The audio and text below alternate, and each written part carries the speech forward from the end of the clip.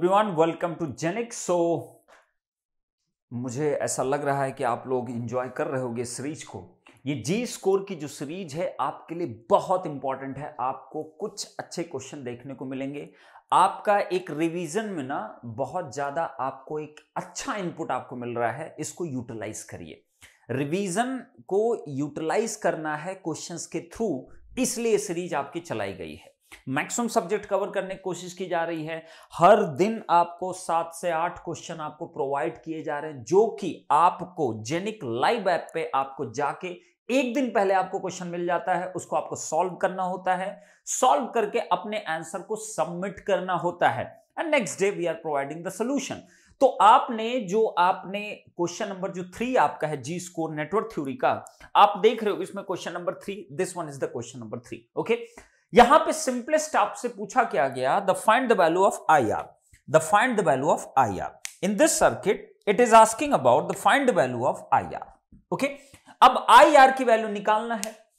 इसमें ये सब ना फालतू कंफ्यूजन क्रिएट करने के लिए दिया हुआ है। जब भी आप ऐसे नेटवर्क को देखोगे, आप थोड़ा सा सोचो और दिमाग लगाओ, थोड़ा सा हल्का सा एकदम इत्तू सा दिमाग लगाना। आपको इतना सा सोचोगे आपको तुरंत जवाब मिलेगा। ये क्वेश्चन अगर आपके पास है तो ये क्वेश्चन आपको सॉल्व करने में सिर्फ और सिर्फ 10 सेकंड लगने चाहिए। 10 सेकंड से ज्यादा आपको इस क्वेश्चन पे समय ही नहीं देना चाहिए। लेकिन कोई एक नॉर्मल इंसान इस सर्किट को देखेगा तो उसको लगेगा कि भाई ये कम से कम घंटों लग जाएगा इसको सॉल्व करने में। No, it is going to take only 10 second to 20 second maximum। 20 second is the maximum time for you। अगर आप रफ पेपर पे कर रहे हो या रफ भी यूज करने की जरूरत नहीं, आप डायरेक्टली आंसर बोल सकते हो इसकी वैल्यू क्या आएगी। तो एकदम ट्रूली बताना, एकदम ट्रूली बताना। आप कमेंट सेक्शन में जरूर बताना, आप कमेंट सेक्शन में जरूर बताना कितने लोगों ने इसको देख के तुरंत आंसर मार दिया था, कितने लोगों ने देख के इसको तुरंत आंसर कर दिया था without touching the pen. Pen paper को बिना टच किए हुए कितने लोगों ने इसको विद इन 10 सेकंड्स में आंसर कर दिया था। सच बोलना, अगर झूठ बोलोगे तो अपने आप को चीट करोगे ना, यहां हीरो बनके तो कुछ मिलेगा नहीं। ठीक है, कमेंट में अगर हाँ यस यस लिख दिए तो मतलब कि इससे कुछ होगा नहीं ना हासिल। बेटा एकदम ट्रूली लिखना।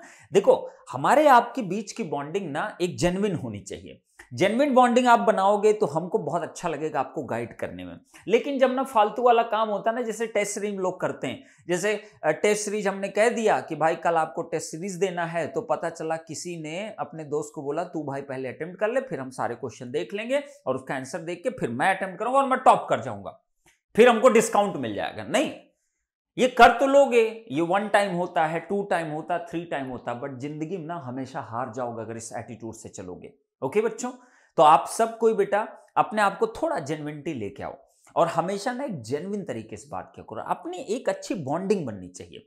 अगर हमारे और आपकी अच्छी बॉन्डिंग ही नहीं है ना, तो इतना सब कुछ करने का कोई मीनिंग नहीं है। मैं हमेशा आपको अपनी फैमिली जैसा ही माना हूं, तो आपकी भी रिस्पॉन्सिबिलिटी होती है कि उसको रिएक्ट भी उसी तरीके से करो। ओके, अब देखो जरा इस क्वेश्चन में, this is the question based on, this question is based on. अब देखो इसमें मैं कितनी सारी चीजें बताऊंगा। This question is based on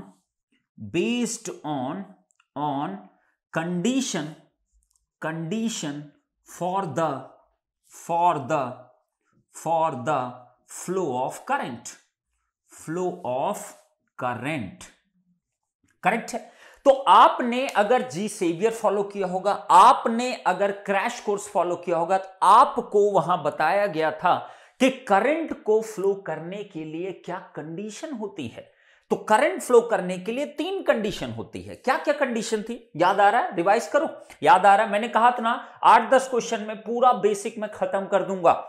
8-10 question में पूरा बेसिक मैं खत्म कर दूंगा, आपका जबरदस्त आपका रिवीजन हो जाएगा। तो बोलिए क्या मैंने बताया था कंडीशंस। नंबर 1 कंडीशन क्या थी?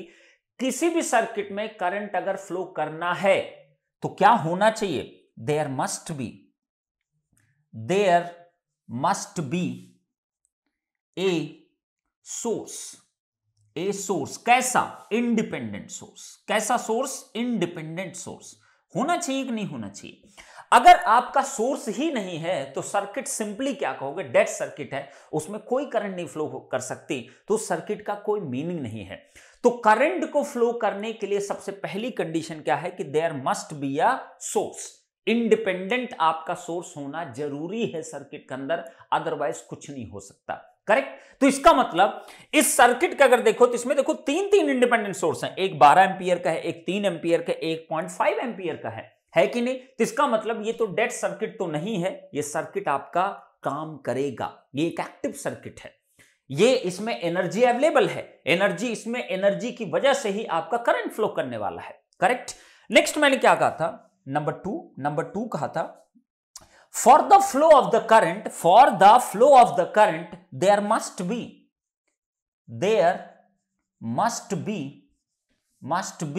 at least one closed path। Writing मत जाना, देख लेना अपने हिसाब से जो भी लिखा हूं, ठीक है। there must be at least one closed path। इसका मतलब सर्किट में करंट फ्लो करने के लिए पहली कंडीशन कि इंडिपेंडेंट सोर्स होना चाहिए, दूसरी कंडीशन क्या है, देयर मस्ट बी एटलीस्ट एक क्लोज पाथ तो होना ही होना चाहिए। तो यहां पे बहुत सारी क्लोज पाथ आपको दिख रहे हैं, देखो ना, क्लोज पाथ ही पाथ, ये देखो क्लोज, ये देखो क्लोज, ये भी क्लोज पाथ है, क्लोज पाथ ही पाथ है। तो इसका मतलब ये दोनों कंडीशन तो सेटिस्फाई हो रही है। तीसरी और सबसे इंपॉर्टेंट कंडीशन क्या होती है, तीसरी कंडीशन सबसे इंपॉर्टेंट, यही तीन कंडीशन होती है। There must be return path, यही तीन कंडीशन होती है। रिटर्न पाथ, इसका मीनिंग क्या हुआ, अगर मैं एक नेटवर्क हूं N1, अगर मैं कोई नेटवर्क हूं N1 और यहां कोई नेटवर्क है N2, करेक्ट है। अब N1 के अंदर क्या है, आई डोंट केयर, N1 से अगर करंट फ्लो कर रही तो इसका मतलब कोई इंडिपेंडेंट सोर्स है इसके अंदर, तो इसके अंदर इंडिपेंडेंट भी है, डिपेंडेंट भी है, रेजिस्टेंस है, whatever elements are there, I don't care. Okay, अगर N1 से कोई करंट निकली है और N2 की तरफ जा रही है, मान लिया 1 एम्पीयर जा रही थी, ओके, अगर कोई एज अ नेटवर्क जिसके अंदर बहुत सारे एलिमेंट्स हैं और एक कोई N2 नेटवर्क जिसके अंदर बहुत सारे एलिमेंट है, तो एक नेटवर्क से दूसरे नेटवर्क को अगर करंट जा रही है तो उस करंट का वापस आना भी इंपॉर्टेंट है, और उतना ही अमाउंट वापस आएगा जितना अमाउंट यहां से निकल के गया है। तो इसका मतलब अगर 1 एम्पियर गया तो 1 एम्पियर को वापस आना भी पड़ेगा, हवा में नहीं चलेगी करंट, तो इसका मतलब 1 एम्पियर वापस भी आएगी। तो किसी भी सर्किट में, किसी भी नेटवर्क में करंट को फ्लो करने के लिए रिटर्न पाथ भी होना कंपल्सरी है, अदरवाइज कोई मीनिंग नहीं उस चीज का। करेक्ट है। तो तीन कंडीशन क्या बताए, there must be a source, there must be at least one close path, and there must be a return path also along with the close path. Return path अगर नहीं है तो सिंपली करंट फ्लो नहीं हो पाएगी। आप ध्यान रखिएगा, सर्किट को डिस्कार्ड कर दो, कोई मतलब नहीं उसको सॉल्व करने का। अब सोचो, तो ये एक क्वेश्चन है जो कि इस पे डिजाइंड है, condition for the flow of the current पे, और ऐसे क्वेश्चन गेट में 5-6 बार पूछे जा चुके हैं जो सिर्फ इस चीज से सॉल्व हो जाएंगे। आपको पता होना चाहिए कि करंट के फ्लो करने की कंडीशन क्या होती है, अगर करंट गई तो वापस भी आएगी, और आपको कम से कम 4 से 5 क्वेश्चन ऐसे गेट में मिल जाएंगे। आप चेक कर लेना, आपको 4 से 5 क्वेश्चन ऐसे मिलेंगे जिसमें कि सिर्फ और सिर्फ ये 3 कंडीशन अगर तुम्हें पता है तो तुम क्वेश्चन को तुरंत कर दो, उसमें फिर नोडल मेश और फलाना धमाका लगाने की जरूरत नहीं होती है। आप लगाते रहोगे, आप परेशान हो जाओगे, आप लगा के परेशान हो जाओगे। तो बेटर है कि सिंपलीफाई में उसको सोचा भी करो कि क्या ऐसा हो सकता है कि नहीं हो सकता है। करेक्ट। तो अब हम लोग क्या देखेंगे, ध्यान से देखिए, एकदम इस सर्किट को ध्यान से देखोगे तो कोई भी इसको देखेगा ना ऊपर से तो उसको लगे बड़ा कॉम्प्लिकेशन है। नहीं, आपको 2 चीजें पता होनी चाहिए बस, condition for the flow of the current, आपको सारी कंडीशन सेटिस्फाइड है। अब सोचो, अगर करंट कहीं से निकलेगी तो वापस भी आएगी, इसका मतलब केसीएल एक्चुअली क्या है, किरचॉफ्स करंट लॉ क्या होता है। किरचॉफ्स करंट लॉ यही चीज होता है, करंट जितनी जाएगी उतनी ही वापस आएगी उस पर्टिकुलर नोड पे, तभी तो कहते हो ना total sum of the current is 0। और अगर total sum of the current 0 नहीं हुआ किसी नोड पे तो फिर केसीएल आपका फेल कर जाएगा। और अगर केसीएल केवीएल फेल किया तो पूरा सर्किट ही फेल कर जाएगी, सर्किट वैलिड ही नहीं है।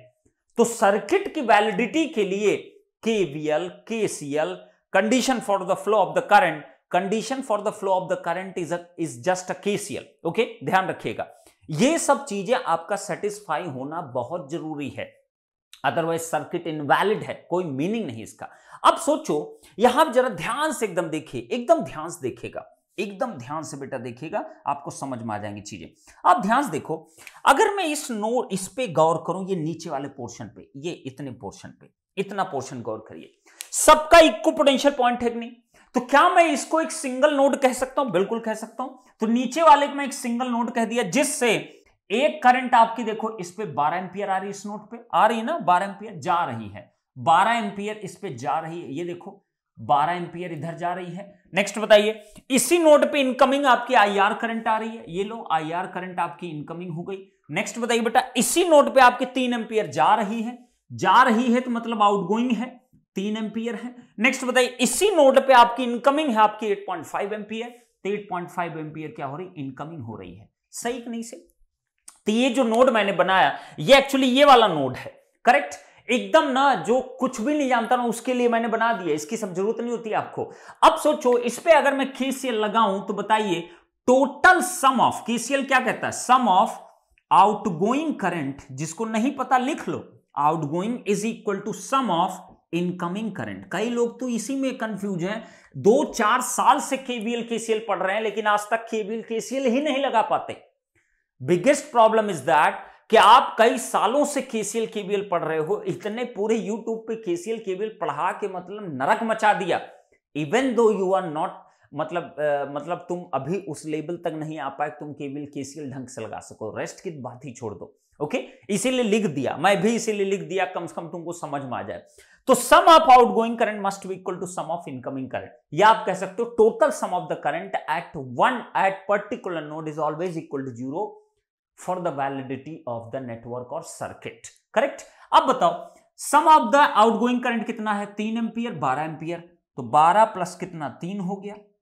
इनकमिंग करंट कितना है, 8.5 प्लस कितना बेटा, IR है, तो बोलो IR की वैल्यू कितनी आ गई, IR इज इक्वल टू आ गया 15 minus 8.5 and that is equal to 6.5 ampere के इक्वल, 6.5 एंपियर के equal. This is the right answer, it's just finish.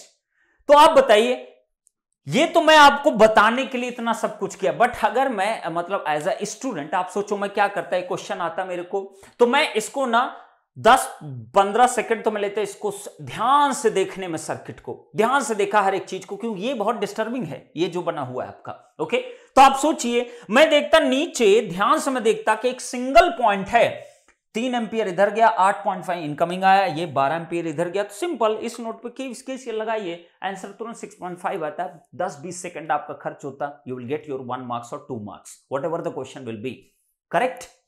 समझे? तो क्वेश्चन को रीड करो, ध्यान से देखो, हर एक पॉइंट को जज करो, क्या मुझे अप्लाई करना चाहिए जिससे मैं तुरंत आंसर गेन कर लूं, पा जाऊं मैं उसको, उस पर समय नहीं बर्बाद करना आपको। ओके, मैं तो इसलिए सिर्फ समझा रहा हूं कि कोई आपका फर्स्ट क्लास अगर देख रहा होगा तो एटलीस्ट उसको पता चले, अच्छा सर ये कॉमन नोड है इसलिए आपने इस पे केसीएल लगा दिया। अब अगर मैं, तो यहां आंसर खत्म हो गया, this is the right answer. अब सोचो, अब आपसे मैं एक क्वेश्चन पूछना चाहता हूं और आप लोग कमेंट जरूर करना, अगर इसी सर्किट में थोड़ा सा चेंज मैं करता, इसी सर्किट में हल्का सा चेंज करता और मैं यहां पे मैं एक रेजिस्टेंस लगा देता, लाइक दिस वन, ये एक रेजिस्टेंस लगा दिया। अब इस रेजिस्टेंस की वैल्यू कुछ दे देता हूं, मान लो 10 ओम का रजिस्टर है। अब मैं सेम क्वेश्चन आपसे पूछता, find the value of IR।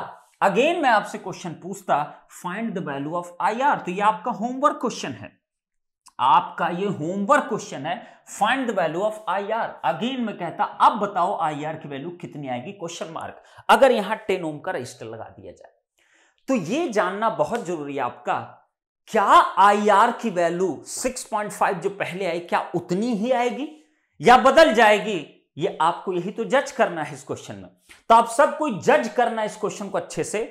10 ओम का यहां रजिस्टर लगा दिया हूं, सिंपल, बस 10 ओम का एक रजिस्टर लगा, मैं फिर से वही IR करंट आपसे पूछा हूं, तो IR आप बताना मेरे को कि क्या IR की वैल्यू पे कोई इंपैक्ट पड़ेगा कि नहीं पड़ेगा। आपको यही आपको आंसर करना है, और अगर पड़ेगा तो कितना आएगा और नहीं पड़ेगा तो कितना, मतलब कि सेम रहेगा कि नहीं रहेगा। और क्या ऐसा तो नहीं कि सर्किट में अगर यहां 10 ओम लगा दिया तो इनसफिशिएंट डेटा हो जाएगा इसको सॉल्व करने के लिए। तो सब कुछ ना कमेंट बॉक्स में जरूर बताना आप लोग। आपको एक अच्छी बॉन्डिंग अगर मेरे साथ क्रिएट करनी है तो आप इंटरेक्टिव बनिए, और अगर आप इंटरेक्टिव बेटा नहीं बनोगे तो मेरे लिए समझ पाना बहुत मुश्किल है कि तुमको इससे बेनिफिट हो भी रहा है कि नहीं हो पा रहा है। अभी तो मैं मशीन और पावर इलेक्ट्रॉनिक्स के क्वेश्चन लेके आऊंगा, अभी तो मैं जज कर रहा हूं कि आप किस लेवल तक जा सकते हो। क्या आपको बेसिक आइडिया था? तो सबसे पहले आप सब कोई एकदम क्लियर करना, मैंने दो चीजें बोली स्टार्टिंग वीडियो में, एक ये कि आप सबसे पहले बताना क्या आपने इसको 10 सेकंड में सॉल्व कर लिया था ऐप पे, अगर कर लिया था यस और नो जवाब दे देना, लेकिन चीट मत करना। ओके, नेक्स्ट आपका जब 10 ओम लगा दिया तो IR की वैल्यू पे क्या इंपैक्ट पड़ेगा वो आपको कमेंट सेक्शन बताना है। इससे मैं समझ पाऊंगा कि तुम एकदम अटेंटिवली चीजों को देख रहे हो, तो मैं जाके कुछ अच्छे क्वेश्चन सेलेक्ट करूंगा। अभी मेरे लिए सब नॉर्मल क्वेश्चंस हैं, नॉर्मल मतलब जिसका कोई लेवल नहीं है। ओके, ऐसे क्वेश्चन मैंने लिया, जब तुम्हारा रिस्पांस मैं देखूंगा उसके बेस में डिसाइड करूंगा मुझे क्वेश्चंस कैसे लेने चाहिए आपके लिए। ओके, चलो तो आप लोग एंजॉय करो, love you all, thank you so much, और ऐसे ही बने रहिए। 24 दिसंबर का जो लोग इंतजार कर रहे हैं गेट 2022-23 लाइव क्लासरूम प्रोग्राम के लिए, तो बहुत जल्दी आपका लॉन्च हो जाएगा सारे फीचर्स के साथ। Just wait and watch. Thank you so much.